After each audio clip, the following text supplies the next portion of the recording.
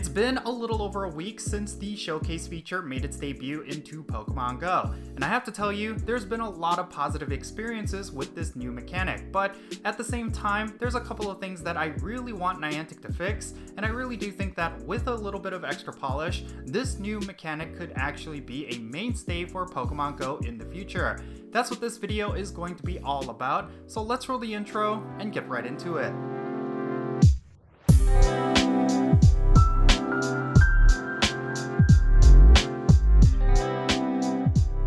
Alright, how's it going everyone? It's me, it's Jinsula. I hope you're having a good day, and welcome to today's Pokemon GO video. Today we're going to be talking about Pokemon Showcases, which has been a brand new feature in Pokemon GO, and it's been a great way for you to collect premium items for free. Now when it comes to Showcases, this is something that Niantic kind of silently dropped onto Pokemon GO recently, mainly because there was just not a lot of hoopla and there was not a lot of fanfare regarding it, but it has actually been a positive mechanic for Pokemon GO. But of course, it's not a perfect feature by any means, and there's a couple of things that I really want to see Niantic fix. Before we get into that, let's talk about some of the positives that I felt with Pokemon Showcases. First and foremost, I really do like the fact that it is something that is accessible. Pretty much any player at any level can participate in Showcases, mainly because it does not necessarily involve how powerful a Pokemon is, but what attributes that Pokemon has. For the most part, all of the showcases that we've had so far involve Pokemon that were spawning as event spawns, as well as criteria that was something that did not require you to spend Stardust or have a high level. So this means even if you are at a low level, you can participate and actually win a showcase, and I really think that's something that really does deserve a lot of credit. Very often in this game, it rewards you for spending a lot of time and having a really high level. Like when it comes to raid battles and when it comes to PvP, you really cannot succeed in those game modes unless you have a robust collection of Pokemon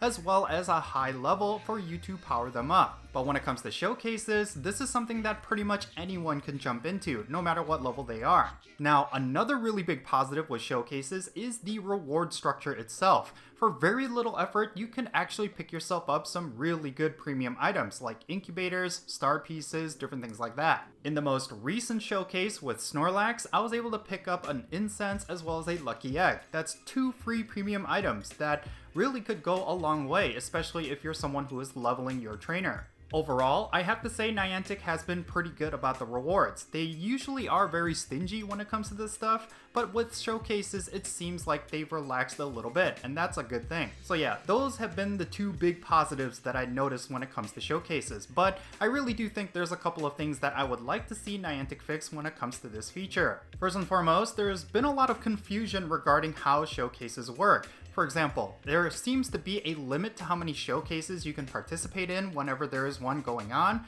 and it seems like Niantic hasn't locked in just how many Pokemon you're limited to use. For example, for the first showcase, I think I was able to submit about 6 Squirtle, so I was able to collect rewards a lot more easily, but for the second showcase, it limited it down to 3. And then for the Snorlax one, I think it was up to 5. So it's really weird that there's not that kind of consistency. I really wish Niantic was able to communicate just how these showcase submissions work. Because as of right now, there really is no formula, and I have no idea why Niantic set it up this way.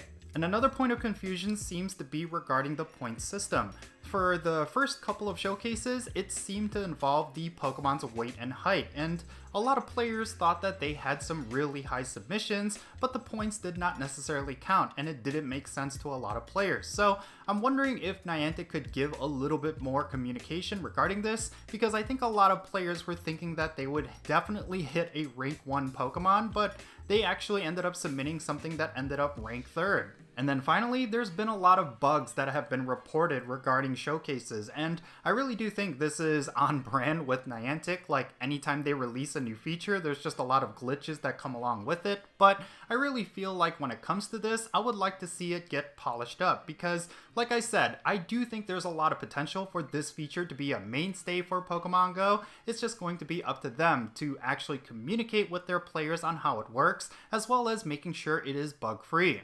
So yeah, overall, I've been enjoying showcases, and I do think it's a very big net positive for Pokemon Go. For a lot of players who are looking to catch up, or for people who need something to do with some of their Pokemon that they're never going to use for raids or PvP, I really think Showcase is the thing that is going to be the remedy for that. And yeah, that's pretty much going to be all of my thoughts regarding showcases, but I would love to know what you think about this feature down below. Have you been actively participating in this new feature over the last week? Definitely share your thoughts in the comments regarding this feature, and let's have a great discussion. And if you ended up enjoying this video, make sure you hit that thumbs up button and subscribe if it's your first time here, and don't forget that little bell so you can stay up to date on whenever I upload videos. And I want to give a quick shout out to my patrons on Patreon. You make this channel content possible. If you want to support my channel in any way, big or small, then do consider checking out the links in the description below. For all my patrons, they get a permanent spot on my in-game friends list. So if you want to interact with me in some way, like with remote raids, then do consider becoming a patron on my Patreon. And yeah, that's going to be it. I'm Jinsula. Be safe, have fun, love yourself, and I'll catch you all later.